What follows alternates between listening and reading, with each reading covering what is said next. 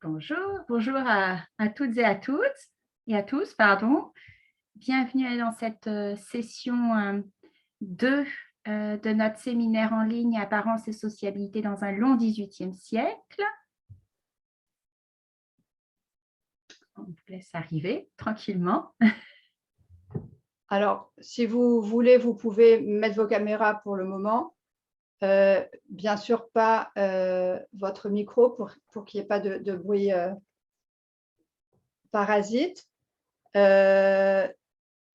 On va laisser les gens arriver, puis on présentera brièvement Pascal. Et on vous demandera, si vous avez des questions, de les mettre, si vous voulez, comme on va être assez nombreux, j'ai l'impression, de les mettre dans le chat pour qu'on puisse ensuite vous donner la parole, parce qu'on ne va pas forcément tous vous voir à l'écran au moment des questions. C'est ça. Donc, ça sera plus pratique si vous posez vos questions ou si vous levez la main. Et à ce moment-là, bien sûr, vous êtes invité à vous rallumer votre micro pour pouvoir poser votre question directement à Pascal. Voilà. À la fin de son intervention. Oui, bien sûr. Voilà. Voilà, on admet. Alors, je vais peut-être commencer par présenter Pascal. Donc, Pascal Gorguet-Ballesteros est conservatrice du patrimoine, responsable des collections 18e et des poupées au Palais Galliera. Et elle est excusez-moi, en même temps, j'essaie de faire rentrer les gens dans la salle d'attente. Je vais le faire si tu veux. Le temps que tu parles, je vais le faire. Voilà, elle est co-commissaire de l'exposition À la mode qui a lieu actuellement au Musée des Beaux-Arts de Nantes jusqu'au 6 mars, date après laquelle elle va se déplacer et aller au musée de Dijon à partir de mi-mai, je crois. Le temps nous étant compté, comme on a beaucoup de choses à voir, car l'exposition est très riche, je vais inviter Pascal à partager son écran et on va pouvoir commencer. Bonjour à tous et merci beaucoup d'être là et d'être aussi nombreux. Alors, c'est vrai que la conférence, enfin le PowerPoint et la conférence est normalement un peu plus longue que les 50 minutes, c'est ça? J'ai droit à 50 minutes. Voilà, à peu près. On pourrait laisser un peu de temps pour les questions, l'échange à la fin. Donc, Ok, donc du coup, je vais aller un peu plus vite sur certaines diapositives et je vous prie de m'en excuser à l'avance. Et donc, du coup, je rentre directement dans le vif du sujet avec ici les informations pratiques liées à l'exposition, les dates et les co-commissariats sur le projet scientifique, la publication et l'exposition de Nantes avec Adeline Collange-Pirougy et moi-même, et un commissariat à 3 têtes avec Sandrine Balland qui reprend l'exposition donc au Musée des Beaux-Arts de Dijon. Alors, pour ceux qui connaissent déjà, alors vous voyez bien mon PowerPoint ou est-ce que vous voulez que je le mette en plus grand? Si tu peux peut-être le mettre en plein écran. En plein écran, ce serait pas mal, à condition que je trouve la chose, parce que j'ai la barre qui est sur le… Est-ce que si tu mets diaporama en haut?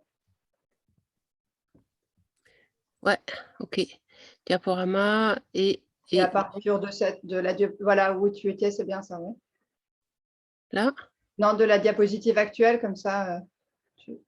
Ok, merci. Voilà, donc très rapidement, le musée d'art de Nantes, dont il est intéressant de noter qu'il a choisi de ne plus s'appeler musée des beaux-arts, mais simplement musée d'art pour favoriser ainsi un positionnement interdisciplinaire, favorisant l'ouverture sur les arts. Et notre exposition succède à Charlie Chaplin dans l'œil des avant-gardes. Et elle est considérée comme la deuxième exposition marchant aussi bien que Charlie Chaplin. Elle ne fera pas autant, il n'y avait pas la pandémie sous Charlie Chaplin, donc voilà. Donc on n'arrivera pas à la fréquentation de Charlie Chaplin, mais c'est assez. Nous avons la pandémie et l'exposition fonctionne bien. Dans le musée, elle occupe cette partie centrale ici, qui correspond à un patio, qui, comme vous le voyez, est formé d'arcades au rez-de-chaussée et au premier étage. L'exposition en chiffres, c'est 60 tableaux, 60 gravures et dessins, 25 accessoires et arts décoratifs, environ 50 pièces de costumes et tissus. Et là, nous avons fait un renouvellement. Donc, il y a des vêtements, des pièces de costumes et de tissus et des tableaux qui sont à Nantes et qui ne seront pas à Dijon. On a pour des raisons de préservation des œuvres et aussi des raisons de diversifier un petit peu le propos. Ce ne sera pas tout à fait la même chose à Dijon pour ceux qui verraient l'exposition 2 fois. Alors, les partenariats exceptionnels, bien sûr, avec Versailles qui prête 10 tableaux, ce qui est tout à fait exceptionnel. Le musée de la Renaissance Écouen, et j'insiste là-dessus parce que ce sont des pièces qui sont totalement inédites. Et pareil pour une grande partie des pièces qui sont prêtées par le musée des tissus de Lyon. Pour l'étranger, Stockholm, les pièces ne sont pas inédites, mais le Jean-François de Troyes, le tableau central du Victorian Albert Museum, n'était jamais venu en France. Il était réputé imprêtable et donc c'est un grand honneur de l'avoir. Et puis cet ensemble à la Van Dyck prêté par le Rijksmuseum. Les principes de l'exposition, comment nous avons fonctionné, puisqu'en fait c'était la rencontre de 2 musées très différents et de 2 spécialités.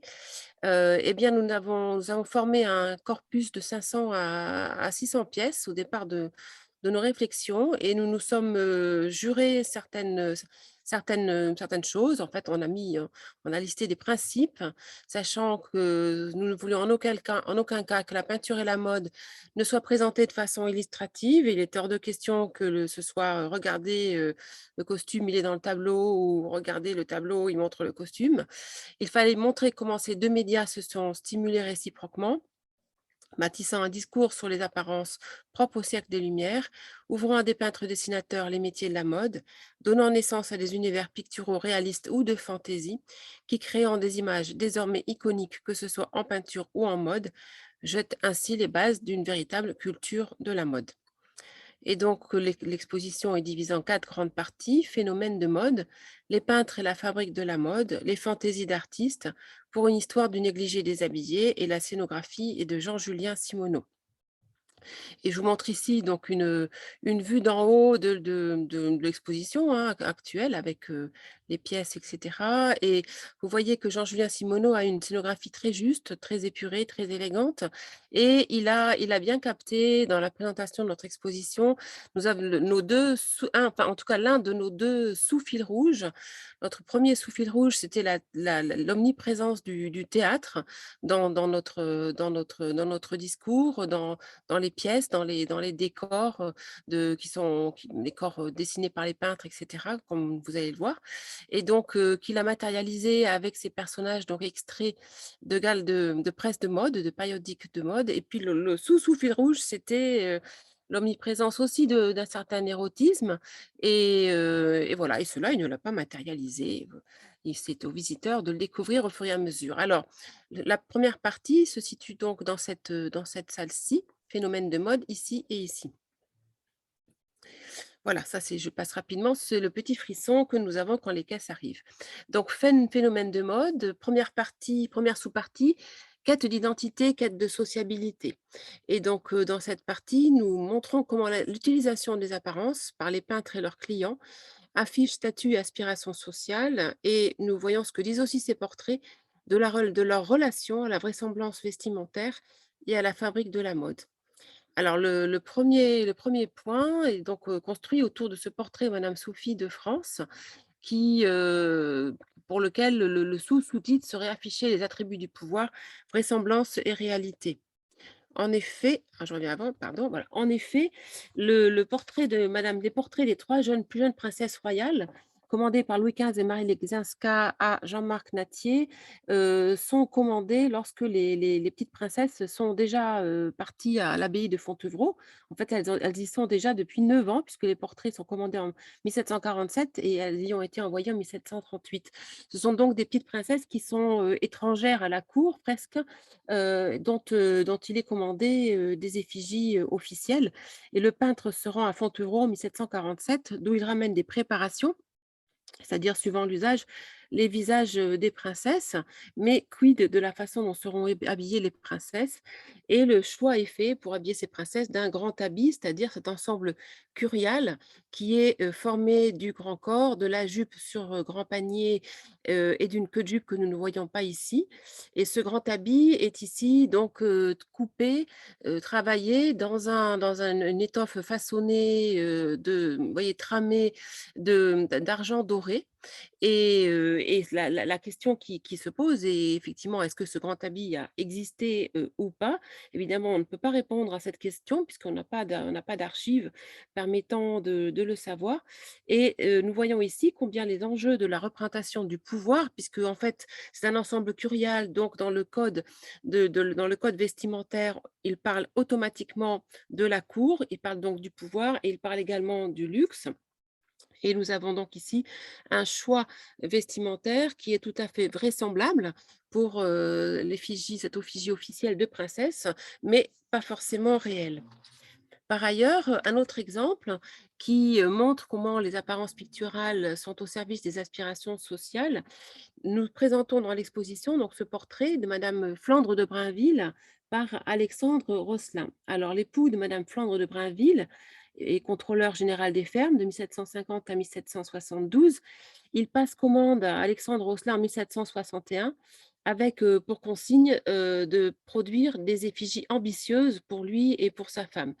Et le peintre reprend pour Madame Brun de Tourville, avec évidemment Flandre de Blainville, par contre, pardon, avec évidemment son accord, il reprend les apparences de la reine Marie Legzinska telle qu'elle avait été représentée par Jean-Marc Natier en 1748, une robe à la française de velours rouge relevée de fourrure foncée. Mais ce qui est intéressant, c'est que lorsque la reine avait passé commande en 1748 à Natier, elle avait demandé à être représentée simplement et surtout en habit de ville. Et le portrait avait d'ailleurs ravi la critique, surprise par la représentation audacieuse de cette robe à la mode. Pour la première fois, un grand portrait figurait la reine sans les régalias, dans, je cite, une noble simplicité. Alors, il est intéressant de noter que le portrait de la reine a eu un énorme succès et qu'il a été copié et répliqué 23 fois. On en connaît 23 copies et répliques en tout. Et qu'il a suscité non seulement chez Madame Flandre de Blainville, mais également chez un très grand nombre de jeunes femmes aristocrates et bourgeoises, des types de portraits en robe à la française, en fourrure rouge, bordée de fourrure. Parfois aussi, on a de la fourrure bleue.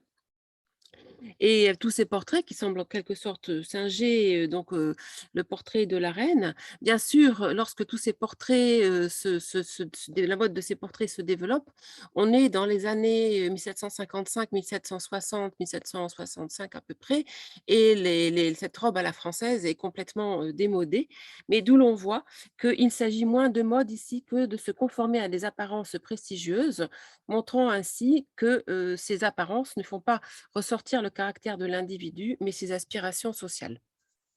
Alors, je passe ici et j'arrive à ce portrait donc du frère du Gustave III, futur roi de Suède.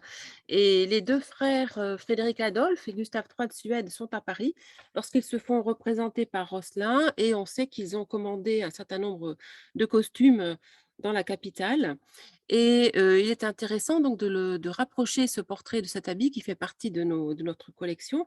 Et lorsque l'on fait le rapprochement, on est frappé par la ressemblance très quasi à l'identique de ces broderies, vous voyez, qui bordent les devants de l'habit, les parements de manches, comme chez nous. Et en fait, il s'agit là non pas d'une broderie traversante, mais d'une broderie dite d'application, c'est-à-dire une broderie qui est préparée sur un support, un réseau qui est ensuite découpé, et la broderie est appliquée simplement sur le costume.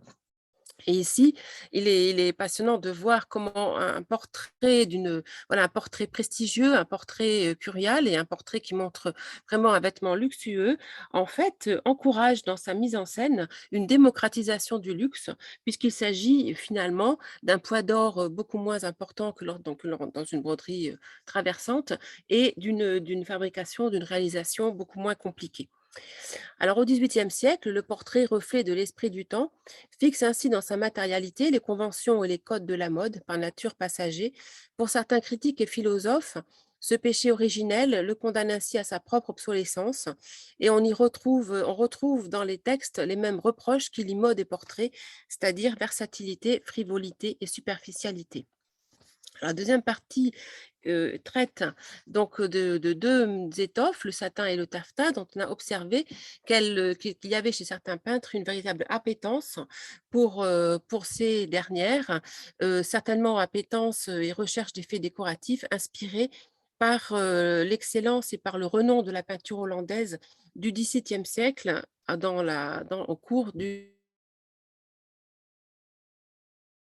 XVIIIe.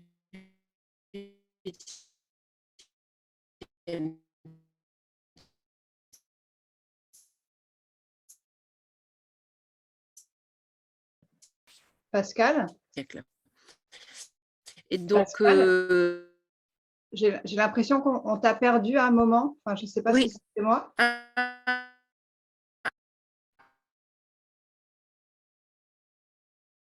Allô? Alors, ça y est, on t'entend de nouveau, mais il y a eu un petit passage à vide au niveau de la connexion Internet, j'ai l'impression.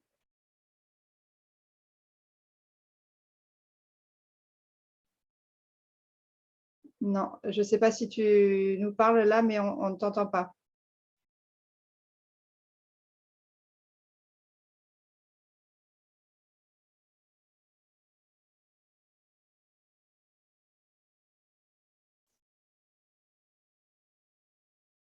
Ah, alors, j'ai l'impression que la connexion de Pascal a dû sauter.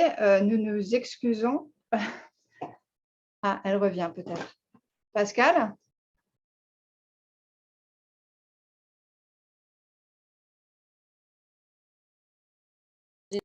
Ah, alors, attends. Ça y est.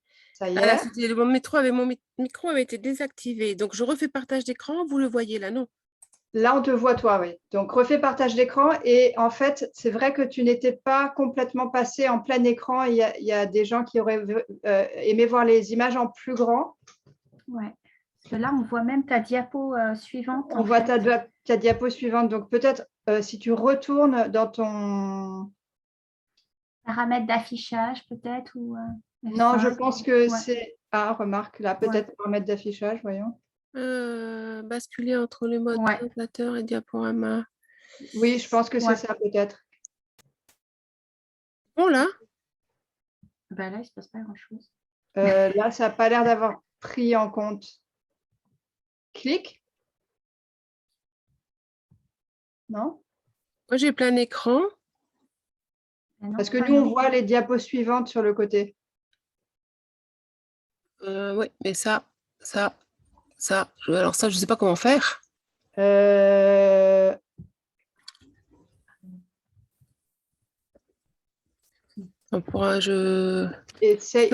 que là, c'est mieux par hasard? Mais là, il ne se passe pas. Ah, ça ne bougeait pas trop. Non. Non. Non, c'est pas mieux. Hein. Non. Alors, peut-être arrête le partage, peut-être. Excusez-moi, si je peux me permettre, en dessous des lignes, il y a un onglet et puis un petit carré avec trois petits carrés et un grand carré à côté de la loupe, et je crois que c'est là. Ah, merci. Merci, on va y arriver. On va voir. Tu as entendu, Pascal, la suggestion? Alors, attends, mon partage d'écran est en pause. Donc, en dessous des lignes, quelle ligne? Alors, en fait, c'était dans ce que tu voyais en dessous de ton image principale. Il y avait une icône avec… Du coup, je retourne dans mon image principale. OK, celle-là. Et donc là… Tu vois un stylo et trois petits carrés. Annoter? Non. Non, celui d'après. Le deuxième en partant de la gauche. Il y a 3 petits carrés et un plus grand carré. Sous ta diapo. Ma diapo, nouveau partage, mettre le partage en pause, annoter, contrôle à distance, c'est ça? Non. Et application.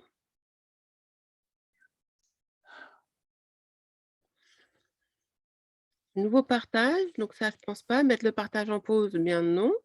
Non, mais c'est pas. Annoter non plus. Contrôle à distance? Non, ça c'est vous. Non, ça, c'est Non. pas dans Zoom, c'est dans ton PowerPoint, je pense. Ah, dans mon PowerPoint, comme maintenant il est en plein écran, je les ai plus, les petits carrés. Ah, on voit alors, Attends, est-ce que là bouge à gauche ta souris, un petit peu à gauche ta souris. Non, là, tu la montes. Non. Oui, alors pardon, à gauche. Voilà. Latéralisation. Ouais, alors là, non, pas ça. Voilà, celui-là. Voilà, clique là-dessus. Ah non, c'est pas ça. Ah. Donc ça, c'est arrêter ou lancer. Activer, désactiver les sous-titres. Autre option du diaporama. Masque le mode présentateur. Je pense que ça doit être ça. Ah non, ça me fait ça. Après, il est déjà 17h21. Non, mais bon. Oui, non, mais c'est pour le confort de lecture des parties. Du coup, là, j'ai perdu. Alors, réessaye de partager.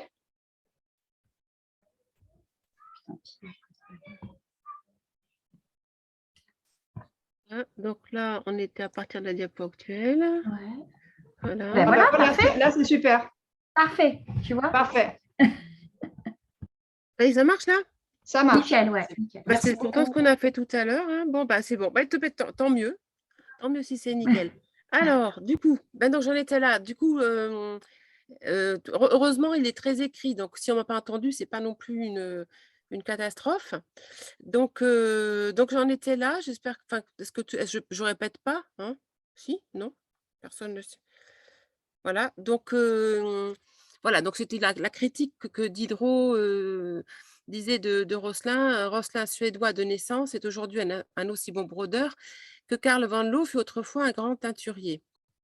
Et de fait, la vogue de ces taffetas et de ces satins de soie dans le troisième quart du XVIIIe siècle traduit également un tournant dans l'économie des marchands fabricants de soie lyonnais qui, profitant de la renommée croissante des marchands de mode, qui enjolivent les tenues, c'est-à-dire qu'elles appliquent sur les tenues, on y reviendra, de l'ornementation, en fait, on utilise des tissus unis, qui ont un coût de revient modique, ce qui, évidemment, permet aux marchands lyonnais d'accroître leurs revenus avec des tissus beaucoup moins complexes à produire que les grands façonnés de la première moitié du siècle. Alors, par ailleurs, là où la peinture sert bien également stimule cette production, c'est qu'il y a un certain nombre de peintres qui sont fascinés par les propriétés lumineuses du textile et parce qu'ils sont miniaturistes de formation, par exemple comme Antoine Vestier. Et ici, nous avons eu la chance de trouver cet habit d'homme qui est donc très proche de celui porté par le chevalier de Malte sur ce portrait. Et Antoine Vestier était particulièrement fasciné par les jeux de lumière. Il possédait un mannequin articulé sur lequel il disposait les vêtements et il n'hésitait pas à conserver ces vêtements de longs mois dans son atelier pour y observer les modulations des lumières les plus subtiles. Pareil pour ici, dans Jean-Laurent Mosnier, qui est également un peintre miniaturiste de formation. Et quant à Adélaïde Labiguillard, au sujet de laquelle une grande rétrospective est en train d'être préparée à Versailles pour fin 2023, eh bien, en fait, le père d'Adélaïde Labiguillard était un marchand de mode. Et donc, elle avait une sensibilité particulière pour les représentations des apparences. Et ici, la vitrine en cours de montage, je passe. Ici, je vais aller vite puisque j'y reviendrai plus tard. Et donc, c'est ce tableau, c'est rapidement ce tableau de mode de Jean-François de Troyes, ces tableaux dits de mode, hein, qui étaient ainsi appelés déjà au XVIIIe siècle. Jean-François de Troyes a fait une très petite production, une dizaine à peine, de ces tableaux de mode. Et ici, nous avons L'alarme ou le rendez-vous à la fontaine, des tableaux particuliers, vous voyez, qui jettent les bases d'une culture codée, où le vêtement va jouer sa partition, mais au sein d'une culture visuelle que se partage une élite mondaine, puisqu'il s'agit ici de tableaux qui sont accrochés souvent dans les parties privées des hôtels, mais que, évidemment, on se montre lorsqu'on se reçoit, lorsqu'on fait salon, on va se montrer aussi ce type de tableau, donc il évoque toute une forme de sociabilité. Alors, les marchandes de mode, l'idée lorsque nous avons fait cette exposition, c'était pas de détailler vraiment le commerce des marchands de mode, mais c'était bien d'opposer le tableau de François Boucher qui date de 1756, la marchande de mode aux modes. Alors évidemment, les marchands de mode, on les connaît toutes, tous et toutes, elles sont devenues des figures iconiques de la culture parisienne, en particulier depuis l'émergence de leur corporation en 1776. Elles ont un chapitre leur est dédié dans L'art du tailleur de François-Alexandre Pierre de Garceau en 1769, tout comme dans l'encyclopédie. Et ici, vous avez donc une planche extraite de l'encyclopédie. Elles sont également représentées dans les périodiques de mode. Les visiteurs de Paris leur rendent visite, ainsi la baronne d'Oberkirch qui évoque Bertin à 7 reprises dans ses mémoires, qui consacre une page à sa banqueroute supposée, ou Sophie von La Roche en 1785 qui lui consacre d'ailleurs, elle, plus d'une page. Alors, que vendent ces fameuses marchandes de mode? Donc ici, un portrait présumé de Mademoiselle Bertin et attribué à Vigée Lebrun, que nous avons choisi parce qu'il est inédit.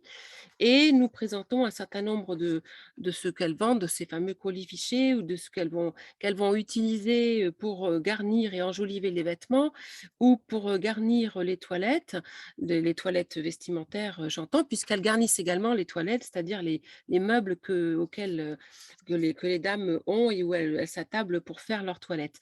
Et donc, nous avons des pièces en dentelle, dont des barbes, qui sont ces éléments de dentelle qui s'accrochent au bas de la chevelure et qui descendent le long du cou, des 9,78 m, vous le voyez ici, une passementerie de soie, fait de petites roses de soie et puis de sourcils de hanneton ou soucis de hanneton, c'est ainsi qu'on les trouve dans les archives. Donc, ce sont ces petites passementeries qui sont ligaturées sur une partie de leur longueur et rassemblées par le milieu. Et puis, entre autres, hein, vous irez voir l'exposition, un ensemble tout à fait extraordinaire qui est conservé à Écouen et qui montre donc, en associant dentelle de soie, passementerie de soie, ruban de soie, et puis également papier cartonné laqué vert, qui correspond à ces petits feuillages ici. Donc, nous avons à la fois la pièce d'estomac qui vient dissimuler donc la partie centrale du corps, le tour de gorge, le tour de cou, dont j'ignore le nom, et puis les nœuds de manche. Et donc, pourquoi nous parlions d'opposition? Eh bien, parce que ce tableau a été commandé à François Boucher par la princesse héritière suédoise Louise Ulrich. Et en fait, quand elle lui commande une évocation des 4 moments de la journée en, je cite, figure de mode avec les jolis minois qu'il sait peindre. Et François Boucher n'est pas très séduit par ce travail qu'il accepte quand même. Et finalement, il ne fera qu'un seul de tableau sur les 4 moments de la journée qui lui est commandé. Et donc, ce tableau correspond au matin, donc l'occupation d'une jeune femme dans la matinée. Et il symbolise donc une posture à la mode, il symbolise un moment de la journée à travers l'évocation des modes. Alors, le tableau est commandé en 1747, il est livré en 1756. D'ailleurs, Boucher s'est fait tirer l'oreille finalement pour le livrer. Il a failli le vendre à un autre collectionneur, etc. Et entre-temps, Louise Ulrich est devenue reine consort de Suède et de Finlande. Et en fait, ce qui est intéressant, c'est que vous voyez ce tableau, il est livré en 1756 et il date donc de 20 ans. Il est de 20 ans antérieur au moment, enfin à 1776, l'émergence de la formation de la Corporation des marchands de mode. Et donc, il nous intriguait depuis longtemps, puisqu'en fait, il est bien antérieur au succès des marchands de mode en tant que tel. Et c'est en cela qu'on peut vraiment voir en lui l'évocation d'une attitude à la mode plus qu'une représentation stricto sensu du métier de la marchande de mode. Alors au final, la peinture, en démultipliant les apparences et en les utilisant au service de son art, crée ainsi une véritable culture de la mode, phénomène désormais pérenne et promis un développement exponentiel. Et c'est ce que nous voyons maintenant avec la deuxième partie, les peintres et la fabrique de la mode.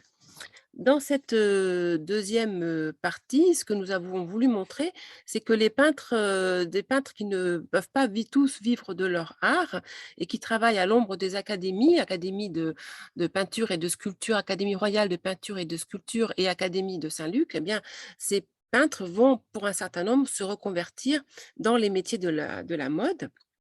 Et certains ont d'ailleurs, comme les Van Loo, sont plus étroitement liés à la fabrique même de la mode. Ainsi, nous avons ce portrait de Karl Van Loo qui nous montre un inconnu en robe de chambre.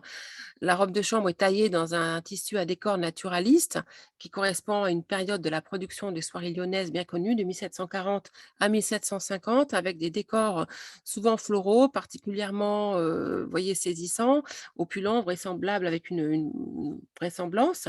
Et en cela, pour comment y est-on arrivé à ce type de prouesse technologique? Parce qu'un certain Jean Revel, qui était portraitiste de métier, donc au départ c'est un peintre, et ne pouvant vivre de son art, s'est consacré à la production d'étoffes de soie et a mis au point un procédé technique pour rentrer ou effet Berkeley vers 1733, effet technique qui permettait de donner une impression de volume pour faire ainsi au décor une vraisemblance saisissante. Et ce procédé technique a ainsi magnifié le travail des dessinateurs lyonnais.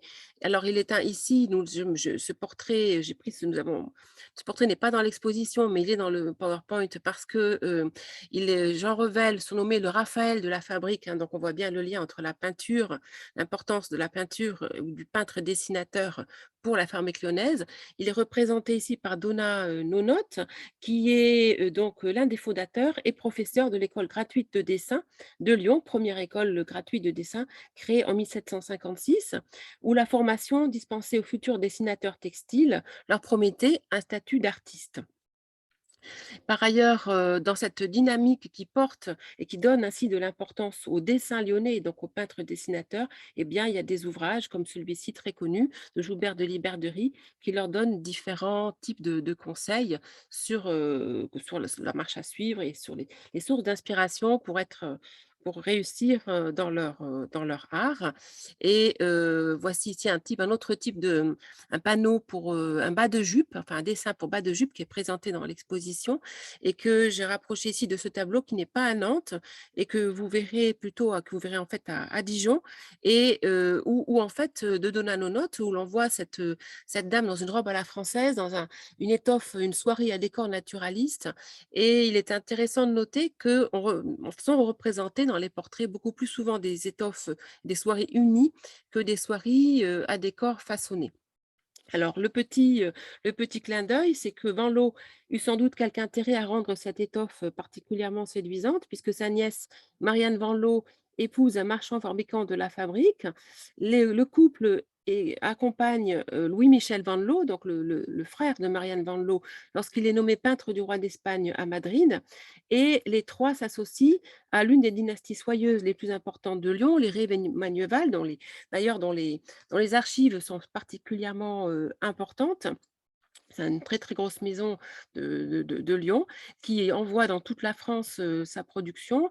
Et à travers les Van Loo, eh bien, c'était le marché espagnol et surtout une porte vers l'Amérique du Sud qui était ainsi ouverte au Ré-Magneval. Et les travaux de Christine Roland ont donc, et en particulier sa thèse, ont montré que Louis-Michel Van Loo, ça se fait de temps en temps, représentant textile. Et donc, n'hésite pas à diffuser diffuser, hormis des tableaux, aussi des soieries. Alors, ces peintres dessinateurs ornemanistes dessinent également des modèles pour des gilets à décor tissés et surtout pour des gilets à décor brodés, dont la mode fait fureur chez les messieurs dans la seconde moitié du XVIIIe siècle. Donc ici, c'est un petit peu illustratif, mais surtout, ce qu'il faut noter, c'est que nos gilets, comme les habits, étaient vendus en panneaux, donc en laise, avec un décor placé, qui était ensuite découpé, assemblé et monté suivant les mensurations les mensurations du futur propriétaire. On est aux prémices, si l'on peut dire, du prêt-à-porter. Et ces gilets affichent des décors floraux ainsi que des scènes tirées de l'actualité politique, littéraire ou artistique, très souvent théâtrale d'ailleurs, du moment. Alors, nous avons choisi de faire un focus sur les amours parce que nous avions ce tableau à Nantes, donc attribué à François Boucher, représentant ces petits amours. Et donc ici, nous avions chez nous donc cette maquette pour dessin de gilet.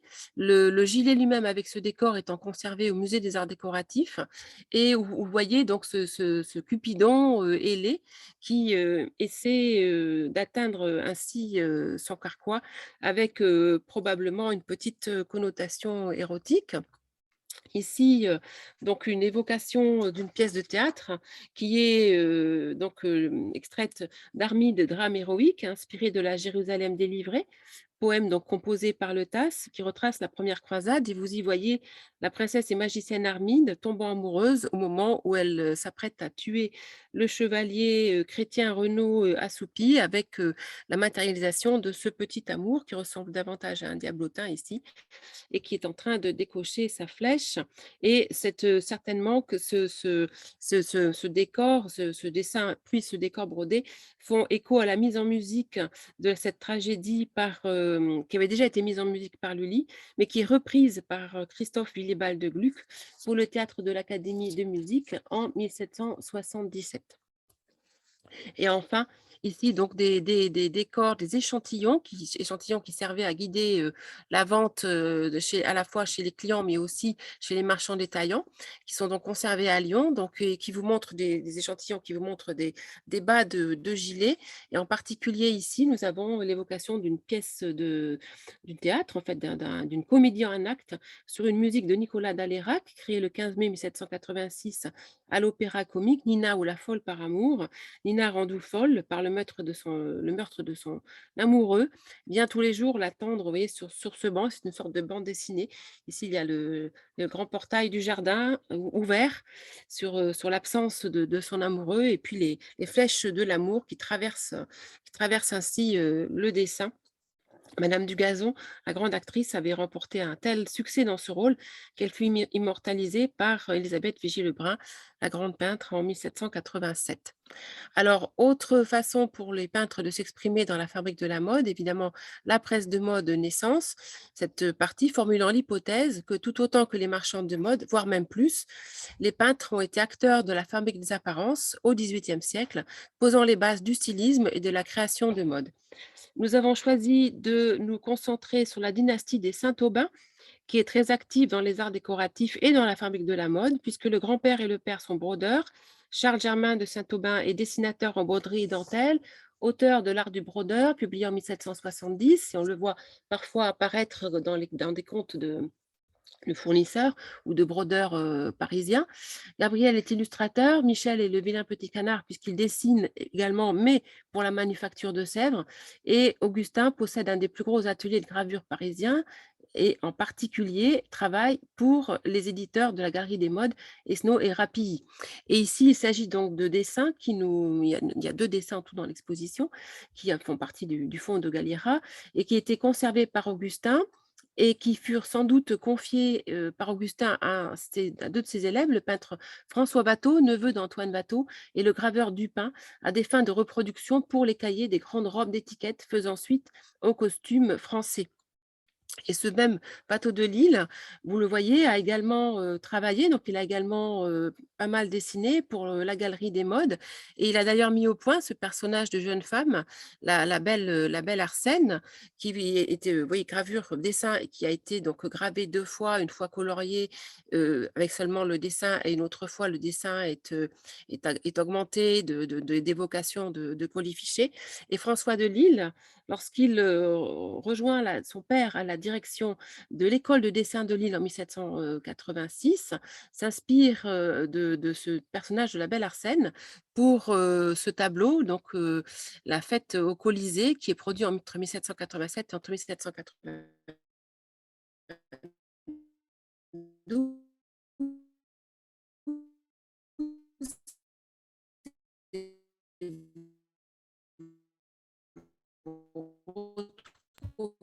Pascal, on te perd un petit peu là. Ouais. Pascal, on ne t'entend plus de nouveau. Là, on t'a perdu complètement. Est-ce que vous m'entendez à nouveau? Ah, Là, là, c'est ça bon. y est. Parfait. Enfin, là, on t'entend plus. Je ne sais pas si tu parles.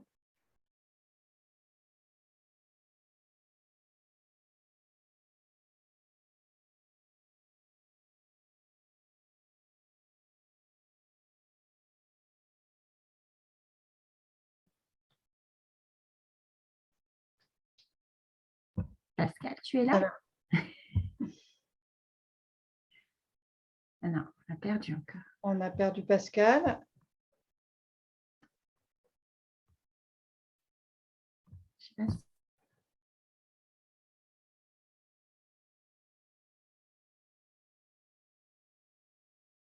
J'imagine qu'elle va se reconnecter.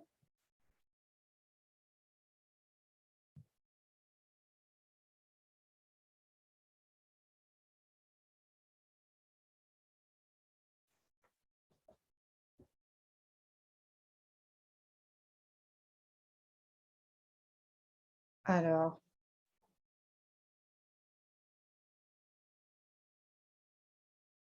Ça y est, elle revient.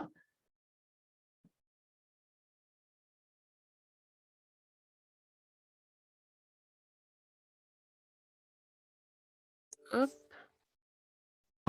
Pascal, Oui, c'est bon? ça y est, on t'entend. Donc, je refais, vous ne me voyez pas par contre. Non. Je suis désolée, c'est un peu, c'est vrai que c'est pas, normalement, j'ai parfois des problèmes de connexion, mais le matin, pas l'après-midi. Alors, je refais le Refais le partage partage. d'écran. En espérant que cette fois, ça marchera.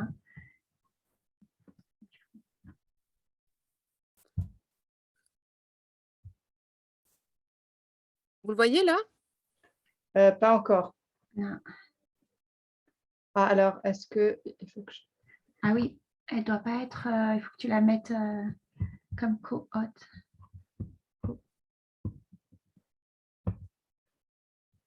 Je reviens et je refais la manip alors, hein. Là, tu devrais pouvoir repartager. Ça marche? Là, En oui, cours. ça y est, ça y est. Ça marche et vous n'avez Oui, pas oui, la colonne sur le côté, tout est OK. tout est OK. OK, super. Donc, nous rentrons dans la troisième partie, fantaisie et fantasme d'artiste. Donc ici, vous vous rappelez, nous avions phénomène de mode. Ici, les peintres et la fabrique de la mode. Et nous sommes ici dans cette partie. Donc, je vais aller un peu plus vite cette partie. Je ne vous parler pas de cette salle, ni complètement de cette salle-ci. Parce que le temps, j'imagine, la passe très, très vite avec toutes ces complications technique. Et donc, juste pour vous montrer donc, une vue de la salle, en fait, c'est une salle, cette vitrine-ci, que cette carré-ci correspond à la vitrine centrale, vous voyez, de la robe volante, la robe la plus chère du Palais Galliera, comme j'aime à le rappeler, qu'il faut aller voir à Nantes. Elle reviendra ensuite, pardon, dans notre permanent pour 3 mois et ensuite elle partira dans les réserves pour 18 ans de repos. Donc, c'est le moment ou jamais si l'on veut la voir en live. Et l'idée, c'était de pouvoir voir en transparence donc, le costume d'Arlequin et ce costume prêté par le Rijksmuseum, d'une part. Et de l'autre côté, et alors là, ça ne marche pas. Comment ça se fait? Ah. Et de l'autre côté, donc, la vitrine qui est consacrée au pastoral, à François Boucher et au Carabalen. Alors, nous avons eu une certaine difficulté avec Adeline, parce qu'on n'avait pas finalement, on en a mis un certain temps à savoir par quel bout prendre cette partie, qui est celle qui nous a posé le plus de difficultés. Et finalement, nous sommes partis des vêtements et non pas de la peinture pour changer. Et nous avons décidé de tourner autour de vêtements devenus iconiques grâce à la diffusion de leurs images peintes, la robe volante et les paniers, le costume d'Arlequin, le costume à l'espagnol, les corps à baleine et leur ruban. Et donc, pour mémoire, vous devez voir le corps à baleine. Moi, je ne le vois pas parce que j'ai la colonne avec vos têtes, mais je pense que vous le voyez, le corps à baleine ici. Voilà. On le voit. Et donc, je vais m'étendre en particulier sur la robe volante et puis sur Arlequin, et je vous renvoie au catalogue et à l'exposition pour les corps à baleine. En ce qui concerne cette fameuse robe volante, en fait, si vous regardez le catalogue ou si vous allez voir l'exposition, vous verrez que je l'appelle désormais robe de chambre-robe volante, puisque en fait, dans les textes des mémorialistes et des chroniqueurs et des fournisseurs, on trouve beaucoup plus souvent, enfin on trouve même jamais ce vêtement appelé robe volante, on la trouve plutôt appelée robe de chambre. Alors, cette robe de chambre, elle est arborée de plus en plus souvent par les dames à la fin du XVIIe siècle. Et vous voyez ici le portrait de François de Troyes, donc le père de Jean-François de Troyes, qui vous montre en fait le couple portant chacun leur robe de chambre. Et quelque part, on pourrait dire que c'est presque un des premiers vêtements unisexes, si je voulais pas, j'avais pas peur d'être anachronique.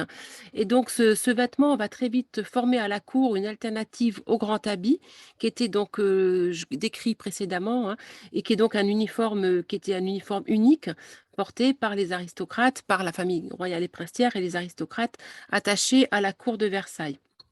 Le dictionnaire de l'Académie, publié en 1740, introduit l'usage extérieur de la robe de d'un vêtement réservé à la sphère intime, mais qui va sortir à l'extérieur. Et on appelle robe de chambre pour les femmes une robe que les femmes portent chez elles quand elles sont déshabillées et avec laquelle elles ne laissent pas de sortir quelquefois.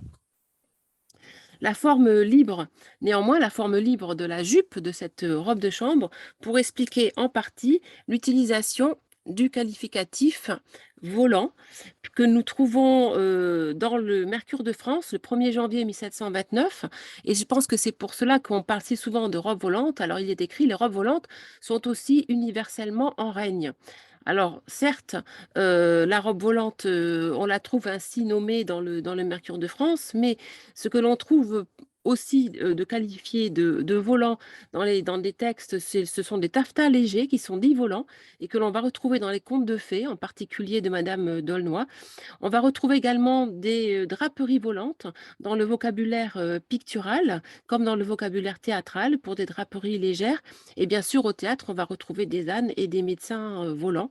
Mais l'hypothèse la plus sérieuse repose sur un texte satirique de 1727, la satire sur les cerceaux, paniers, criards et manteaux volants des femmes et sur leurs autres ajustements, texte qui oppose les manteaux volants à des robes dont la jupe est relâchée ou en fait est retroussée. Et donc les manteaux volants sont opposés aux robes aux troussures équivoques. Et effectivement, on a au début du XVIIIe siècle, nous avons bien donc ces grandes robes de chambre avec des jupes qui sont aussi qualifiées de jupes abattues dans certains textes. Et puis d'un autre côté, il y a une forme de robe qui est passée plus dans le vestiaire anglo-saxon, aux Pays-Bas et en Hollande qu'en France. On n'a pas d'exemple en France, très très peu d'iconographie de cette robe qui a sa jupe qui est retroussée à l'arrière. Donc nous avons là une hypothèse qui est beaucoup plus certaine. En tout cas, c'est beaucoup plus sûr. En tout cas, ce qui est sûr, c'est que c'est cette robe de chambre est au théâtre, dans le registre de la comédie, le plus souvent associée au panier. Alors, le panier est donc est une résurgence de ce fameux Vertugadin, cette structure élargie qui forme une sorte, qui transforme le bas du corps de la femme en une sorte de cône qui apparaît dans la seconde moitié enfin, qui se développe, qui apparaît à la fin du XVe siècle en Espagne, mais qui se développe surtout dans la seconde moitié du XVIe siècle et qui disparaît en France, même s'il est conservé en Espagne sous d'autres noms, dont le fameux garde-enfant que l'on retrouve dans les tableaux de Velázquez. Et on a des textes qui font bien qui marquent bien la transition entre ce Vertugadin et ce panier. Et ces paniers, on les voit ressurgir au théâtre. Alors, je m'appuie sur un texte du Mercure de France d'octobre 1730. Ce qui frappe le plus la vue, ce qui marque davantage le pouvoir absolu de la mode, ce sont sans doute les paniers d'aujourd'hui, plus grands et plus amples que jamais, que les dames de la ville et de la province et que les femmes de tous les États portent avec autant de complaisance que d'entêtement depuis près de 20 ans.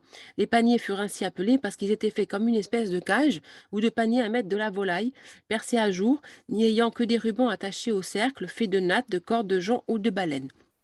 Aujourd'hui, le corps du panier est fait en jupe d'une toile en gros taffetas sur lequel on applique les cercles de baleine. Par ailleurs, le même périodique relie l'apparition du panier au théâtre. Alors, on a toute une littérature qui ne fait que s'auto-répéter sur les raisons et sur les moments de l'apparition du panier. Mais du côté du théâtre, on voit bien le panier ressurgir et dans les textes français et dans les textes anglais au début du XVIIIe siècle. Et le même périodique cite, je le cite, dit « Avant l'usage établi des paniers, surtout à l'opéra, toutes les femmes de théâtre qui ont ordinairement des habits fort riches, principalement dans le sérieux, portait une espèce de jupon qui ne venait guère qu'à mi-jambe. Le bruit, je passe, le bruit que faisaient ces espèces de paniers, pour peu qu'on les pressât, lui firent donner le nom de criarde. Les plus larges n'avaient pas deux zones, et hors le théâtre, il n'y avait que les dames du plus grand air qui en portassent. Et ici, nous avons donc présenté dans l'exposition ce texte du ballet des 24 heures qui fut joué à Chantilly, puis à la Comédie Italienne en 1722. Dans ce texte du ballet des 24 heures, il y a une pièce qui est intitulée Les paniers, qui représente l'heure de la comédie et qui met en scène deux marchandes de paniers, Mesdames Vertugadin et Fric-Frac. Les paniers de ces dames sont empruntés par Valère et son valet Merlin, imité par le rival Sotino. Et tous les trois, en fait, sont amoureux de la jeune Isabelle, surveillée étroitement par sa tante, Madame de Préphane, et se dissimulent sur les paniers pour mieux ainsi approcher la jeune femme. On voit bien ici dans ce tableau qui est en fait d'après un anonyme et qui est une réplique probablement d'un tableau d'un suiveur de Watteau, de Lancret ou de Pater de la première moitié du siècle. On voit bien le panier donc qui se trouve sous la jupe avec la connotation burlesque attachée à cet accessoire scénique. Alors par ailleurs, si on a d'un côté la robe de chambre envolante portée combinée avec le panier qui peut être identifié à un registre comique théâtral, eh bien, dans la peinture, la présence ou l'absence de panier introduit de nouveaux codes sociaux, puisque ici, vous le voyez, dans cette peinture galante de Jean-François de Troyes, que vous connaissez déjà puisque je vous l'ai montré, la gouvernante avertit le couple d'amoureux. Alors, il y a tout un vocabulaire visuel, hein, la conque, etc., qui renvoie à la dimension amoureuse, galante, voire érotique de ce tableau. Et donc, le couple est prévenu de l'arrivée de gêneurs, peut-être ici du mari. Et ce que nous notons, c'est que la robe volante est ici, ou robe de chambre volante, est ici portée donc sans panier. Et nous voyons bien la rondeur du genou qui est matérialisée hein, sous le tissu de la robe. Et ces paniers, on se rappelle que ces paniers avaient été et sont également, au moment du tableau, étriés par une critique qui leur reproche, entre autres, d'être particulièrement malcommodes pour aborder les dames. Donc, en fait, on a une sorte de double vie, d'une robe qui a une double vie et qui, d'un côté, se charge de burlesque avec des paniers qui permettent de loger les amants et de l'autre côté, eh bien, sans panier, elle tient tout un discours érotique. Alors, pour ce qui est d'Arlequin, nous avons donc prêté notre costume d'Arlequin et son masque. Et il était particulièrement intéressant et essentiel de rapprocher de ce tableau qui est conservé à Nantes d'Antoine Watteau, qui est le seul tableau qui représente qui représente véritablement une pièce de théâtre. Ce n'est pas un univers recomposé, mais il illustre une pièce que Noland de Fatouville avait écrite en 1684 pour le Théâtre italien de Paris et qui avait été ensuite reprise à la foire Saint-Laurent. Et donc, c'est le seul tableau de Watteau conservé qui reproduise avec fidélité une scène tirée d'une pièce de théâtre réelle et on y reconnaît donc tout à fait le costume et le masque avec la verrue caractéristique du personnage d'Arlequin. Adeline Collange, donc ma collègue, dans le très beau texte qu'elle a écrit au sujet de ce tableau, au sujet dans cette partie-là, fait valoir, en s'appuyant sur Caylus, que la comédie italienne faisait se côtoyer, et le théâtre de la foire et la Commedia dell'arte faisaient se côtoyer des types bien définis et reconnaissables par leurs costumes, comme Arlequin, avec des personnages sans masque ni costume spécifique, comme Colombine ou Isabelle, et que les recompositions finalement d'Antoine Watteau permettent ainsi à des personnages qui sont non identifiés par leur costume de s'immiscer dans ses compositions et permettant également à la mode contemporaine de s'inviter. Alors, elle souligne que l'amour du dessin et la pratique des figures de mode, qui ne sont pas des figures qui représentent la mode, mais qui sont des figures qui représentent la mode comme aussi, comme pour François Boucher, c'est-à-dire la mode, une manière d'être, une posture, et une posture donc habillée. Comment est-ce que l'on est, l'attitude, le vêtement, lorsque l'on porte ce type de vêtements.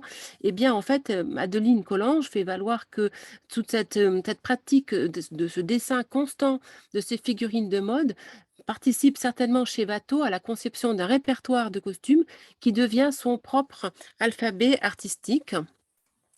Et elle s'appuie sur Caylus, vous voyez, qu'elle cite ici. Donc, Caylus disait de Watteau, il avait des habits plus galants que comiques, il les plaçait sur des hommes et des femmes selon qu'il les trouvait sous sa main. Il choisissait, alors dans ses répertoires, hein, dans ses dessins, il choisissait les attitudes que la nature lui présentait et préférait ordinairement les plus simples. Quand il avait envie de faire un tableau, sûr de trouver dans son livre des choses qu'il avait approuvées, il en formait des groupes, le plus souvent en conséquence alors là, je bosse là, en conséquence d'un paysage qu'il avait conçu ou préparé. Cette façon de composer n'est assurément pas à suivre parce que Caylus a un point de vue assez critique sur le travail d'Antoine Watteau. Et il ajoute d'autant que sa couleur est bonne qu'elle est juste dans l'expression de ses étoffes qui sont dessinées d'une façon piquante. Il est vrai qu'il n'a peint que des étoffes de soie. Alors, pas toujours, puisqu'on l'a vu pour Harlequin, c'est du drap de laine, qui font toujours de petits plis, mais cette draperie était bien jetée, l'ordre des plis était vrai, parce qu'il est dessiné toujours sur le naturel et qu'il ne s'est jamais servi de mannequin. Le choix des couleurs pour ses habillements était bon et ne choquait jamais l'accord. Enfin, sa touche était fine et légère, mais je ne puis rien dire de son expression, car il ne s'est jamais exposé à rendre aucune passion. Et ainsi, résume Adeline, l'utilisation du costume chez Watteau atteint un potentiel d'abstraction poétique qui est alors inégalé et déstabilise les hiérarchies traditionnelles artistiques, car en fait, il défie en un sens les liens entre les apparences et le statut social des personnes. Le comédien devient noble, l'aristocrate s'habille en valet, les serviteurs s'approprient les codes de leur maître, tension entre l'être et le paraître, qui contient les mêmes ferments subversifs que chez Marivaux. Je passe sur les pastorales enchantées parce que je pense qu'il y a un problème de temps. Je vous renvoie donc à l'exposition, mais je vous montre ceci quand même pour la mise en bouche et j'arrive à la 4e partie, donc pour une histoire du négligé déshabillé qui se situe dans cette partie-là de l'exposition avec donc ici cette vitrine qui symbolise notre envie avec Aline. On avait très très envie d'avoir une galerie blanche et voilà, nous avons été nous sommes très très satisfaites de cette présentation qui est particulièrement, nous le jugeons, réussie. Et nous commençons cette partie en faisant évidemment allusion à Diderot, hein, son portrait en robe de chambre, cette fameuse robe de chambre qui est associée à une iconographie héritière de celle de la figure du saint ou du prince éclairé de la Renaissance et qui est devenue depuis le XVIIe siècle le nouvel attribut du savant et de l'artiste dans son cabinet de travail. Nous n'avons pas eu le portrait de Diderot, mais nous présentons une gravure et puis bien sûr le texte auquel je vous renvoie, le texte bien connu « Regret sur ma vieille robe de chambre » écrit en 1768 par Diderot. Et nous présentons donc une robe de chambre et son gilet de Galliera avec différents portraits sur lesquels je ne m'étends pas, il y a à dire, mais là je n'ai pas le temps de m'y étendre. Et puis il y a un texte dans le catalogue auquel je vous invite aussi à vous référer par Ariane d'ailleurs. Et je passe plutôt à ce qui nous a semblé plutôt inédit et ce sur lequel nous avons voulu aussi nous appesantir, qui est donc l'émergence dans la seconde moitié du XVIIIe siècle des portraits masculins en chemise. En effet, le XVIIIe siècle crée une autre image de l'homme qui se livre tel qu'il est, sans artifice, au regard des autres. Ce n'est plus l'intellectuel, ce n'est plus l'artiste, c'est l'homme en personne qui s'offre ainsi au regard.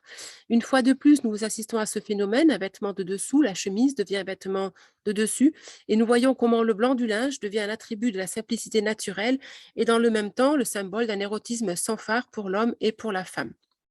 Et donc, nous avons approché les 2 chemises d'homme, empruntées à Argenton sur Creuse, de 2 portraits. Ici, l'autoportrait de Chéry, qui le dépeint à la veille de la Révolution, alors que ses idées politiques sont déjà très affirmées. C'est un citoyen patriote et véridique. qui participe à la prise de la Bastille en 1789, devient membre du comité de surveillance révolutionnaire et du comité de salut public en 1793, maire de Charonne sous le Directoire et surtout qui est le premier illustrateur de Sade. Fontanelle, ici, Abraham Fontanelle, un portrait qui a été montré une seule fois au musée Fabre de Montpellier, qui risque de plus l'être après cette exposition, est donc un libre penseur. Hein. C'est un homme, il est peintre, il est libraire, il vend des livres prohibés sous le manteau, il est ami des grands collectionneurs, il est marchand d'art, il est franc-maçon, pénitent bleu, membre fondateur de la Société des Beaux-Arts de Montpellier et conservateur du premier musée de la ville. Finalement, ce portrait en chemise incarnerait ainsi l'attribut vestimentaire, cette chemise serait l'attribut vestimentaire du libre penseur s'affranchissant de l'artifice de la parure. Alors évidemment, nous avons rapproché la chemise masculine du déshabillé féminin, ce fameux déshabillé blanc, hein, que l'on voit réutilisé plusieurs fois, enfin et très souvent d'ailleurs dans toute la peinture du XVIIIe siècle, que ce soit pour des dames qui sont représentées en déesses et puis ensuite sur véritablement dans des portraits. Et je passe ici donc la parole à Adeline qui décrit ainsi ce tableau, un peignoir qui se dérange, un déshabillé voluptueux où la taille paraît plus riche et plus élégante, donne 1000 instants flatteurs à la vanité des femmes. Ici, nous sommes conviés, dit-elle, à une scénographie de l'intime. La comtesse n'est plus à sa toilette, mais vous voyez, elle joue avec ce long ruban qui permet de froncer le déshabillé, mais qui ne semble présent que pour signifier qu'il va se défaire. La comtesse le presse dans un geste équivoque sur son sein gauche, celui du cœur et de l'amour. Mais cette pudeur feinte, dit Adeline, ne lui permet-elle pas au contraire de relever sa poitrine rebondie et comme s'en amuse malicieusement plus tard la marquise de Merteuil, qui parlait ainsi d'un choix vestimentaire, elle avait choisi de s'habiller en déshabillé. Je choisis le déshabillé le plus galant, celui-ci est délicieux, il est de mon invention. Il ne laisse rien voir et pourtant fait tout deviner. Et Adeline rappelle que les Goncourt avaient une formule aussi percutante que légèrement quand même caricaturale quand il disait le XVIIIe siècle, c'est le siècle où la nudité prend l'air du déshabillé. Et nous voyons ici qu'il y a même dans la posture du petit chien une certaine ambiguïté érotique, surtout si vous suivez la direction d'une de ses petites pattes. Alors, tout ceci nous ramène au portrait de la duchesse de Polignac par Élisabeth Vigée-Lebrun. Nous n'avons pas emprunté le portrait de Marie-Antoinette, mais ce que nous voulions évoquer, parce que il y a très souvent quand même une grande confusion dans toutes les évocations des robes chemises, robes peignoirs, robes droites, voire parfois on trouve abusivement appelé ces robes des robes à l'anglaise ou autres, voire robe tunique. Alors, ce que porte ici dans ce tableau iconique, la duchesse de Polignac, c'est donc un peignoir, donc une tenue qui n'est pas censée normalement être utilisée pour une représentation officielle, une tenue dans laquelle on se fait coiffer. Donc, on voit là ce vêtement féminin qui sort également de l'intimité, hein, comme la chemise masculine. Et hop. Et là, pourquoi je n'arrive pas à passer? Voilà. Et par ailleurs, dans le catalogue, donc vous trouverez donc un texte qui fait remarquer, et c'est la juxtaposition finalement du portrait de Fontanet de la chemise d'homme qui m'a permis de remarquer que ce fameux portrait de la reine en chemise, alors portrait qui dans le livret du salon d'août 1783 n'est absolument pas appelé portrait de la reine en chemise, il s'appelle très sobrement portrait de la reine. En fait, ce sont les critiques qui ont justement vu une analogie frappante entre la robe de la reine et la chemise, hein. Et puis également Vigée-Lebrun qui dans ses mémoires dit de fait la robe de mousseline blanche dont les manches sont plissées en travers mais assez ajustées qui habille la reine et si semblable aux vêtements de lingerie que les méchants, se souvient le peintre, ne manquèrent pas de dire que la reine s'était fait peindre en chemise. Et vous voyez que ce qui est assez surprenant, c'est que la coupe de la chemise de la reine, de la robe chemise de la reine, ne reprend pas du tout la coupe des chemises féminines, mais reprend la coupe des chemises masculines, avec ce montage de la manche un petit peu surbaissé après la naissance du bras.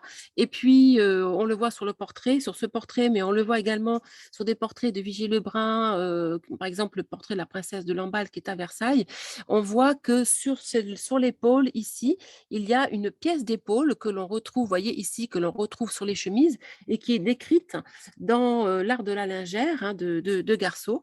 Voilà, donc qui est caractéristique donc de la coupe de la chemise masculine. Alors cependant, dans les textes, le terme de chemise est progressivement remplacé par celui générique de robe dans les années 1790, et c'est ce terme de robe que nous trouvons dans la presse et dans les mémoires de fournisseurs. Et l'on se rend compte que à la fois dans les collections de musées, mais également dans les factures des couturières et des marchands de mode, eh bien, il n'y a pas tant que ça de robes blanches. Il y a un certain nombre de robes qui sont coupées dans des taffetas colorés ou dans des toiles imprimées de couleurs, ou dans des robes à la française qui sont retaillées. Et les factures des marchands de mode révèlent également l'emploi pour ces robes de gaze et de crêpes colorées ou rehaussées d'ornements de couleurs. Ainsi, et vous voyez donc ici l'évolution de cette robe chemise. Vous voyez, on a le peignoir, la robe chemise, cette robe chemise qui vient se transformer, enfin qui évolue et qui se simplifie, qui devient une robe qui a une coupe droite, fermée, retenue sous les seins, froncée par des liens ou ceintes de ruban mince, avec des manches qui sont extrêmement collantes, courtes, longues, voire inexistantes, une encolure dénuée d'ornements, une broderie fine, finalement un vêtement qui va tendre à se résumer à un textile sobrement drapé. Et il semble évident que si les peintres se sont plus à retenir ces robes blanches, car dans toute cette collection, en fait, toutes ces robes droites, comme nous l'avons vu, il n'y a pas que des robes blanches, et les peintres ont retenu ces robes blanches. Et en fait, elles ont été beaucoup moins portées qu'elles ne sont montrées par la peinture. Si les peintres se sont plus à les retenir, c'est parce qu'elles leur offraient un prétexte renouvelé aux défis techniques et esthétiques du traitement de la lumière. Car en fait, lorsque l'on traite, alors pendant tout le XVIIIe siècle, on se rend compte qu'il y a une véritable appétence chez les peintres et une fascination pour le traitement du blanc. Et des collègues historiens et littéraires me faisaient aussi remarquer qu'on trouve également ce traitement et cette allusion au blanc dans les textes en littérature. Eh bien, en fait, lorsque ces peintres se confrontent à la difficulté technique d'utiliser et de montrer le blanc en peinture, il travaille en fait la lumière.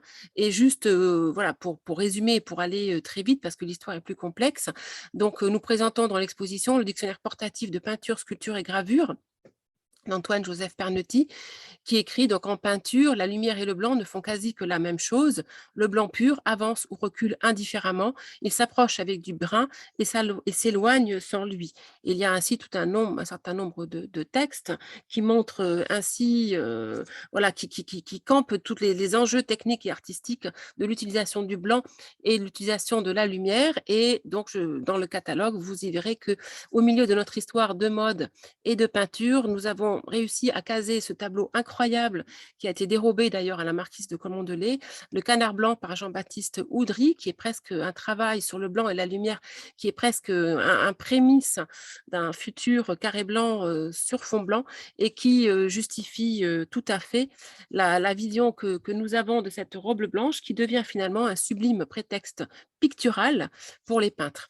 Alors, nous avons bien évidemment, et je passe rapidement, évoqué l'Antiquité entre le rêve et l'archéologie. Je renvoie ici à l'article de Gwenola Firmin, aussi dans le catalogue, puisque elle explique que à la suite des fouilles d'Herculénum, Pompéi, Stabi, etc., sur le plan vestimentaire, la référence à l'Antiquité devient garante d'une éternité qui échappe aux frivolités terrestres et aux sursauts de la mode, sachant, et c'est qu'elle le détaille, vous le verrez très bien, en la lisant ce qu'elle détaille, c'est que finalement, ces fouilles ont fait réaliser que si on connaît plutôt l'Antiquité romaine et pas tant que ça l'Antiquité grecque, et cela va donner lieu à toutes sortes de recueils, de recueils à destination des peintres, en particulier pour la peinture d'histoire, c'est-à-dire pour le grand genre, où il va être recommandé d'essayer de coller à la vraisemblance, la plus grande vraisemblance pour la peinture d'histoire. Le costume contemporain pendant la Révolution est donc confronté à ces nouveaux idéaux culturels et s'héroïcise. Ainsi, le directoire, en voulant des costumes pour ses fonctionnaires, suivant les canons vestimentaires de l'Antiquité, fait rentrer sa temporalité politique dans la grande histoire. Et finalement, nous présentons ici, vous voyez, notre manteau de représentant du peuple, à la suite donc de cette mise en scène, de cette galerie blanche. Et là, c'est le final de l'exposition. Et d'où l'on voit ici que, voilà, en fait, on a cette robe blanche n'existe plus. En fait, ce n'est presque plus un vêtement. C'est juste une colonne marmoréenne, en fait. Et on voit bien là que, quelque part, avec ce traitement du blanc, alors nous sommes bien sûr avec Adeline convaincus que tout a commencé au XVIIIe siècle. Et donc, on voit bien là qu'il y a d'une forme d'abstraction vestimentaire et un travail du peintre véritablement sur les lignes et sur la plastique, en fait, à travers le blanc et la lumière. Et donc, nous terminons avec le manteau de représentant du peuple, ce tableau que vous ne verrez pas à Nantes, mais que vous verrez à Dijon. Et l'histoire donc de ce costume de fonctionnaire, les représentants du peuple, qui a donné lieu, alors la Révolution avait voulu, pour représenter ces fonctionnaires, d'abord la Révolution dans les années 90, l'Assemblée a voulu créer un costume national se référant à l'Antiquité. Alors ça a donné lieu à toutes sortes de discussions, entre un costume se référant à l'Antiquité, mais aussi un costume un peu plus pratique, et puis un costume national français, en particulier un costume bleu. Et puis, pour ces costumes de fonctionnaires, il y a aussi eu toutes sortes de discussions. Le projet a été initialement confié à David, qui avait habillé ces fonctionnaires en grande vêtements drapés, ce qui n'était pas non plus forcément extrêmement pratique. Et au final, David ayant été emprisonné, ayant été retiré du projet, bon, pour X raisons, le projet a été terminé par d'autres peintres. Et finalement, il conjugue un costume, vous voyez, un vêtement de dessus, donc ce grand manteau en forme de toge romaine, mais agrafé comme une chlamyde grecque, donc qui conjugue les deux idéaux, l'idéal gréco-romaine et la vertu antique, l'allusion ainsi à la vertu et au courage antique. Eh bien, il est conjugué à un costume national et aussi bien plus pratique, puisque les représentants du peuple traquaient les mauvais patriotes, et donc il y avait aussi des exigences de praticité. Donc, il est conjugué à une culotte moulante et à un habit un peu long qui est en bleu, et c'est ce que l'on voit sur une gravure, la dernière œuvre présentée dans l'exposition, et qui est l'œuvre d'un graveur nantais. Et je vous remercie donc pour votre attention. Je ne sais pas si j'ai dépassé ou pas, sans doute, avec ces aléas techniques, 18h11, toutes mes excuses. Si vous avez des questions, je suis... Aucun souci, Pascal. Merci beaucoup de ce très riche exposé. Si tu peux juste arrêter le partage un moment, qu'on puisse déjà te féliciter, que tout le monde... Alors, attends, que j'arrive à partager. Alors, arrêter le partage. J'arrive à arrêter plutôt. Alors, Zoom... Il faut donc que je dézoome. Parce que là, en mettant... Ah, nouveau partage. Alors, ça y est, c'est bon. Nous y sommes. Voilà. Et vous m'entendez aussi, c'est merveilleux. Oui, on te voit, on t'entend, c'est parfait. Voilà, alors je suis à votre disposition s'il y a des questions sur les moments où j'ai été moins audible, bien sûr. Et puis, alors, j'ai quand même... j'ai écourté, donc il y a beaucoup plus de choses à voir dans l'exposition, en particulier les vitrines réservées aux Blancs et à l'enfance. Voilà, que je vous invite à aller voir. Et le catalogue est quasiment épuisé aussi, pour information. Donc, il est en cours de réimpression. D'accord. Merci beaucoup. Alors, si vous avez des questions, n'hésitez pas. Vous pouvez bien sûr remettre vos caméras si vous voulez vous voir, se voir. Si vous avez des questions, vous pouvez soit les mettre dans le chat, soit lever la main et poser votre question.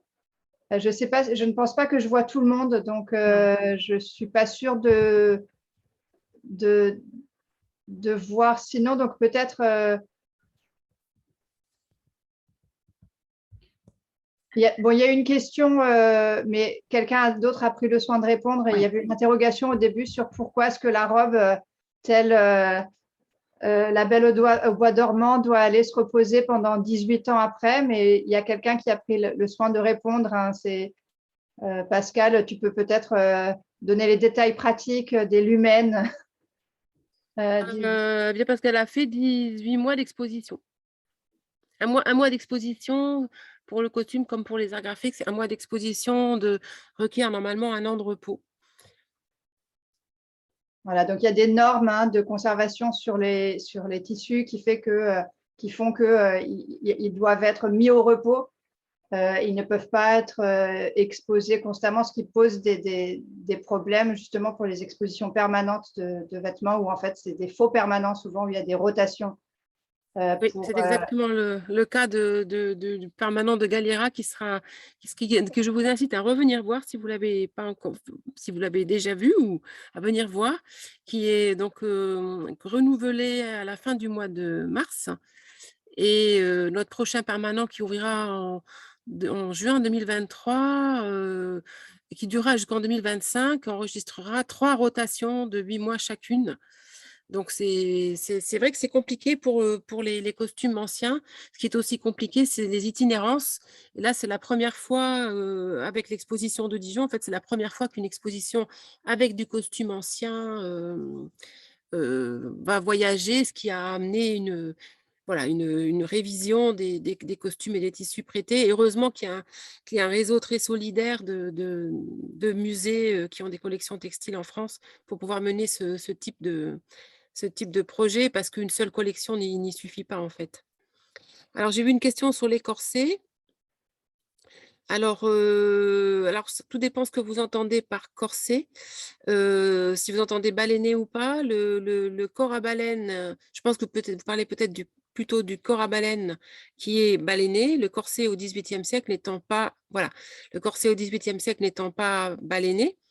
Donc le corps à baleine, alors les filles et garçons le portent, enfin les garçons peuvent en porter, et souvent on dit que c'est dans la petite enfance, mais bon, entre 3, 4, 5 ans qu'on on les habille de corps à baleine.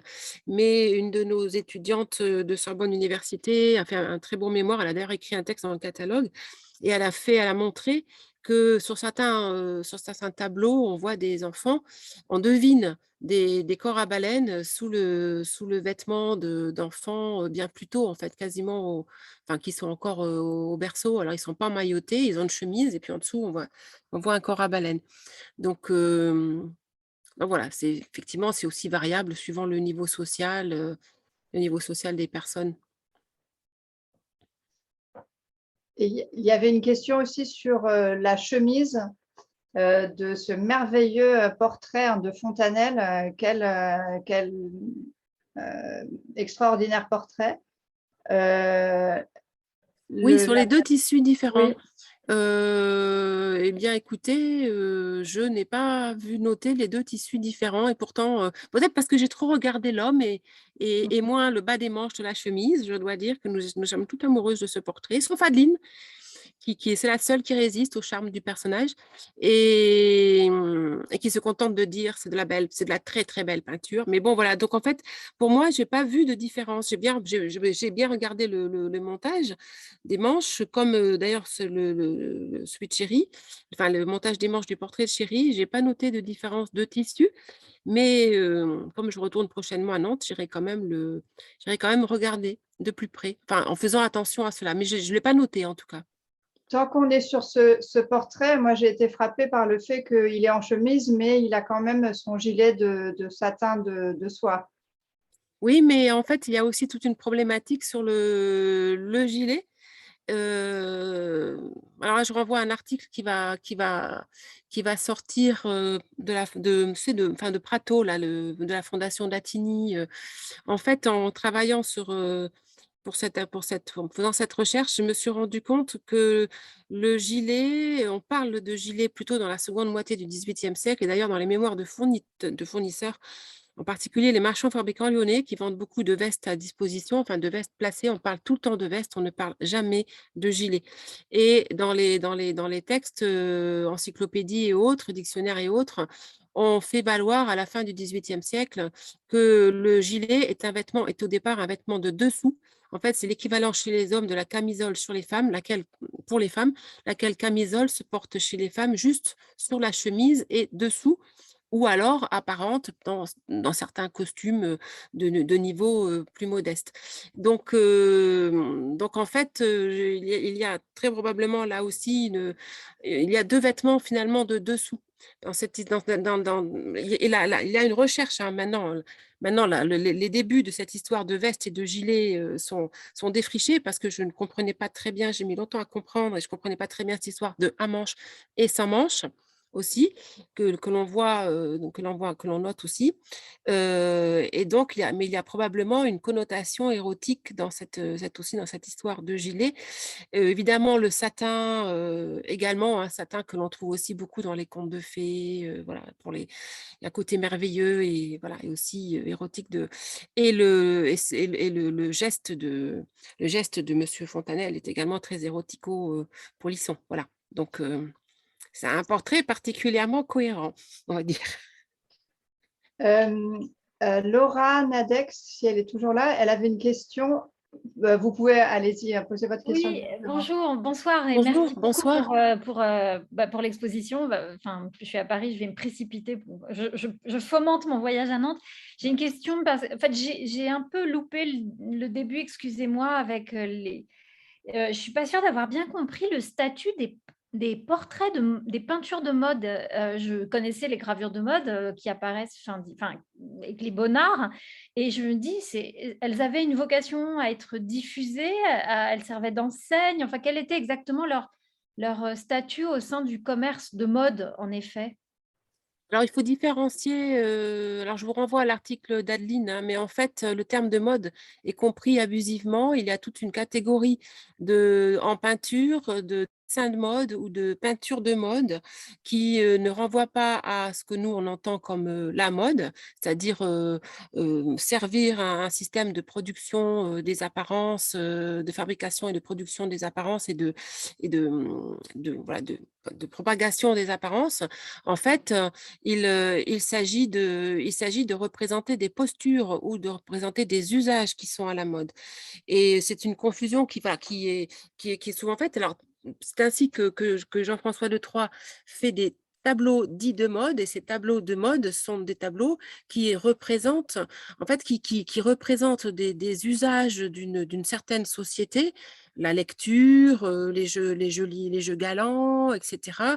Et c'est tout un langage. C'est un langage qui est bien évidemment servi par les apparences, mais qui utilise les apparences pour en faire en fait une sorte de code visuel, artistique et plastique. C'est exactement la même histoire que ce qu'on appelle un costume au 19e siècle, qui n'est pas un costume dans, par exemple, les inventaires parfois il y a des ventes de fonds d'artistes et on voit que sont vendus des costumes et on s'y précipite. Et en fait, ce ne sont pas des costumes, ce sont des dessins ou des peintures qui représentent des personnages dans des costumes anciens.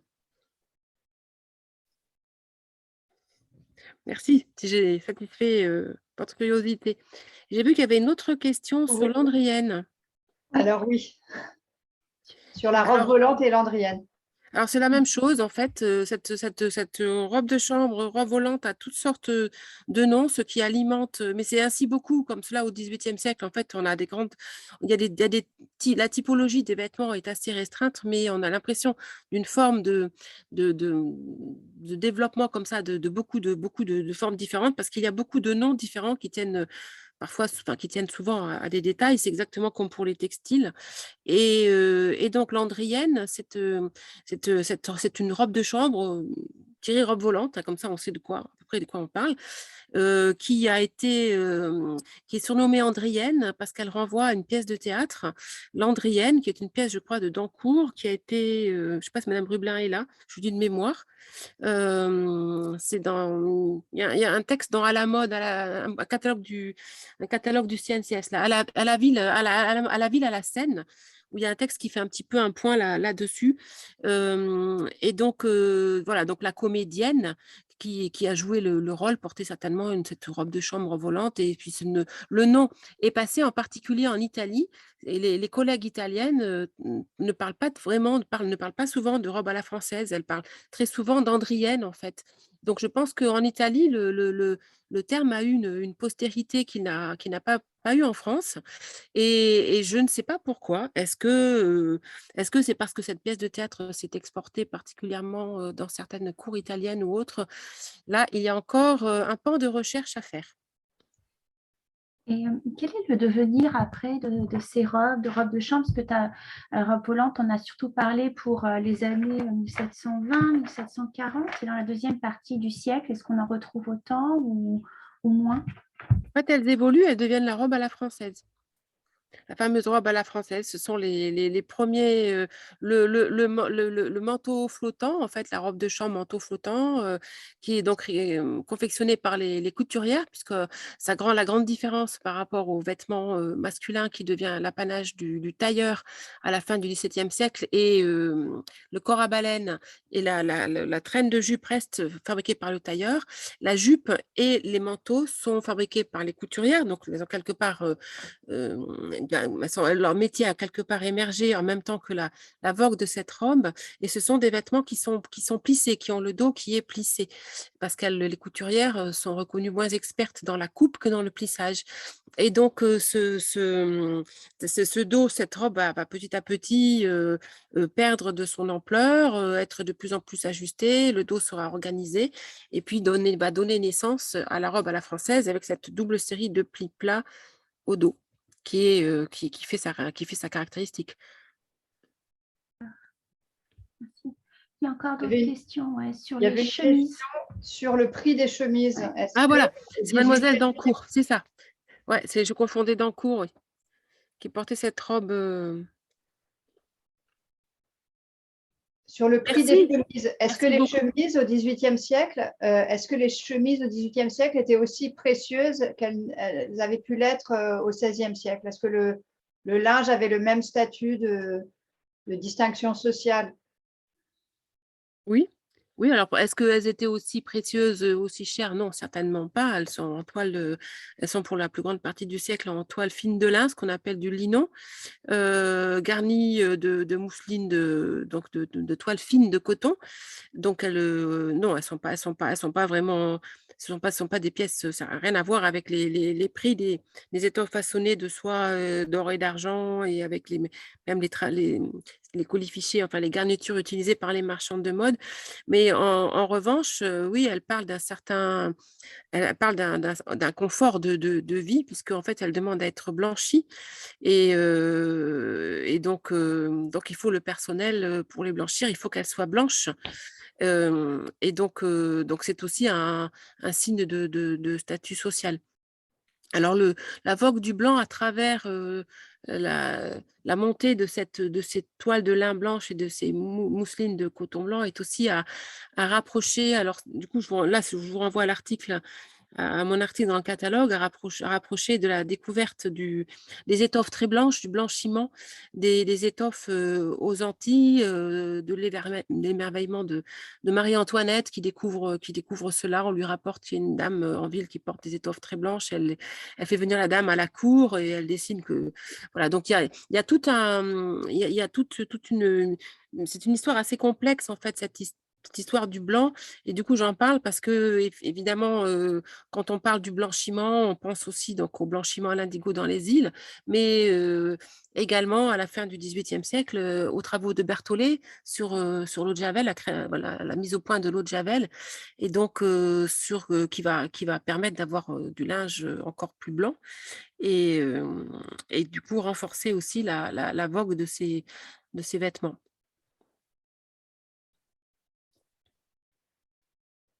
Oui, il y avait des modes pour les petites gens. Alors, je ne sais pas ce qu'on appelle des modes d'ailleurs, hein. En fait, il y a différents niveaux de production et on le voit bien. En fait, il y a des formes vestimentaires qui sont stables et qui sont donc il y a des formes vestimentaires et des matériaux qui sont plutôt portés par les élites européennes, on dira, qui sont le fait d'une culture de mode ne germe pas uniquement à partir de ce que produit la fabrique de la mode, mais qui germe de tout ce système dont les peintres font partie, on l'a vu ici. Mais il y a également des niveaux de mode qu'on dira plus régional, et puis qui peuvent correspondre suivant les endroits à des modes qu'on va dire plus locales, hein, des modes comme en Arles par exemple, où il y a des apparences bien précises au XVIIIe siècle, également en Bretagne, où c'est la même histoire. Mais on s'aperçoit qu'il y a qu'il y a dans la production des soyeux lyonnais des étoffes, on voit d'après les échantillons, des décors qui sont des décors par exemple produits dans les années 60-70 mais qui sont relativement démodés. Et sans doute que ces décors-là sont réservés à un marché qui est un marché plus régional que le marché élitiste parisien. Après, c'est une longue. Je vous renvoie aux travaux de Jean-Pierre Le Thuillier aussi pour toute cette voilà toute cette appréhension de ces différents niveaux différents niveaux de vêture, niveau des élites, niveau européen, niveau régional en France et puis niveau plus local dans certaines régions, avec dans certains pays un autre niveau encore qui est un niveau national, par exemple comme aux Pays-Bas ou comme en Angleterre, où on va trouver des vêtements qui ne sont pas portés en France, par exemple, qui correspondent à une façon de s'habiller, de se reconnaître et de s'identifier dans le pays, mais qui ne sont pas à la mode française. Merci beaucoup. Je vous en prie. Merci. Est-ce qu'il y a d'autres questions pour Pascal? Oui, il y en a une sur Alors, la mode. pour les enfants, Ouais, voilà. les enfants sont habillés pour une bonne partie du siècle comme des petits adultes, mais il émerge à partir des années 1770 une façon de les habiller beaucoup plus enfantine et plus respectueuse de leur façon d'être, en fait, de leur mobilité, et qui leur fait porter, par exemple, le pantalon. Et donc, il y a différentes façons de leur faire porter le pantalon dans le costume à la hussarde, le costume à la matelote. Il y a aussi des costumes de cour qui sont, alors des ensembles curieux, je veux dire, qui sont préservés, par exemple, en Russie. La Catherine de Russie fait faire pour son petit-fils. J'ai un trou de mémoire, c'est dans le costume de cour, en fait, dans Faste Royal et costume de cour. En fait, elle fait faire un ensemble habit, gilet, culotte, mais le tout est boutonné, en fait. On a l'impression d'un 3 pièces, mais en fait, c'est une barboteuse. Et elle fait ainsi faire une série de costumes et un peu dans la droite ligne de tout ce que revendique aussi Madame de Genlis, qui éduque les enfants du duc d'Orléans. Donc, elle revendique pour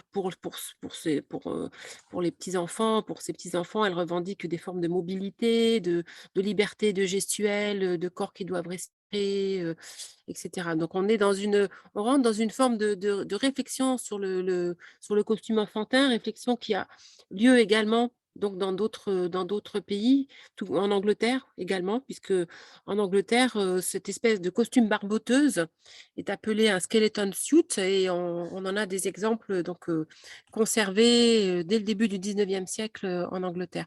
Donc il y a une réflexion en cours, on le sait qu'il y a une réflexion sur l'enfance, il y a une réflexion en cours sur la coupe des vêtements et il y a aussi une réflexion en cours sur les matériaux, donc sur les matériaux légers, sur les cotons. Et c'est pour cela qu'on a toute cette vitrine qui vous montre des chemises, des petites camisoles en piqué de Marseille, en broderie de Marseille, enfin qui montrent qu'une autre façon, une façon d'habiller les enfants qui est plus adaptée à à leurs besoins plutôt dans le dernier quart du XVIIIe siècle. Avec Merci. chez les enfants, ce qui est important de noter, chez les enfants garçons, la première émergence du port du pantalon. Avant, les sans-culottes. Merci beaucoup, Pascal. Est-ce qu'il y a une dernière question?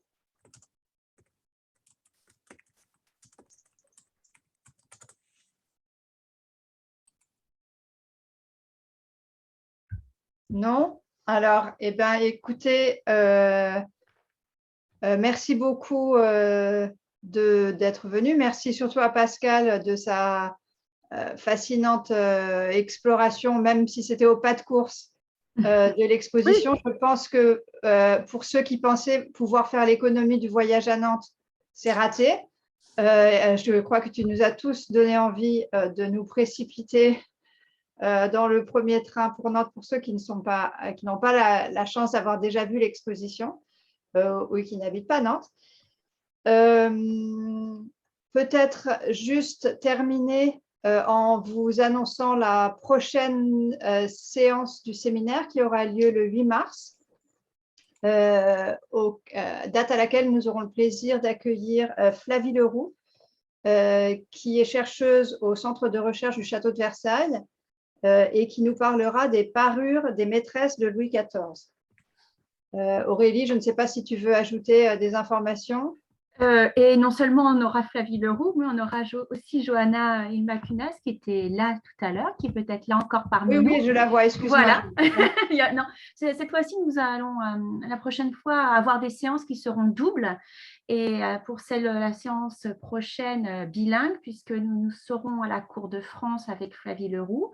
Et nous serons à la Cour de Suède avec Johanna, donc 2 présentations, la première en français et la seconde en anglais. Et oui, les conférences ont vocation à être ensuite diffusées sur notre chaîne YouTube.